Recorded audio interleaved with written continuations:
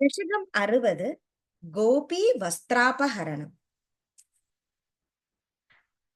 മദനാതുരചേതസോന്വാഹം ഭവദംഘ്രിദ്വയദാസ്യ കാമ്യയാ യമുനാ തടസീം നിസൈകതീം തരലാക്ഷ്യോ ഗിരിജാം സമാർച്ചിജൻ തവ നാമ കഥാരദാസമം സുദൃശ പ്രാതരുപാഗദാ നദീം ഉപഹാരശതൈരപൂജയൻ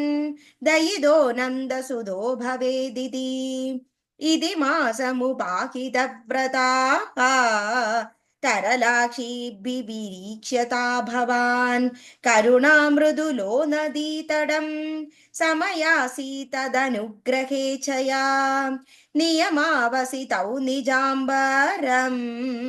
तडसीमन्यवमुच्यतास्तदा यमुना जलखेलनाकुलाः पुरतस्त्वामवलोक्य लज्जिताः त्रपया नमिताननन्ननास्वथो वनिदा स्वम्बरजालमन्दिगे निहितं परिगृह्य भूरुहो विडबं त्वं तरसाधिरूढवान् इह तावदुपेत्यनीयतां वसनं वसुदृशो यथा यथम् इति नर्म मृदुस्मिते त्वयि भ्रुवदिव्या मुमुखे वधूजनैः अयि जीवचिरं किशोर नस्तवदासीरवशीकरोषि किं प्रदिशाम्बरमम्बुजे क्षणेदी उदितस्त्वं स्मितमेव दत्तवान् अधिरुह्य तडं कृताञ्जलिः परिशुद्धा स्वगतिर्निरीक्ष्यताः वसनान्यखिलान्यनुग्रहं पुनरेवं गिरमप्यदामुदा विदितं ननु वो मनीषितं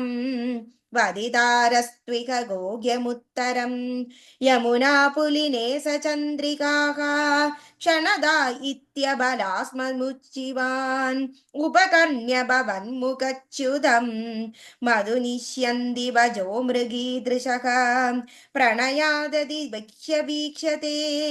वदनाब्जं शनकैर्गृहं गताः इति नन्वनुगृह्य वल्लवीः विपिनां देषु पुरेव सञ्चरन् करुणाशिशिरो हरे हर त्वरया मे सकलामयावलिं सर्वत्र गोविन्द नाम संकीर्तनं गोविन्द गोविन्द नारायण अखिल गुरु भगवन् नमस्ते।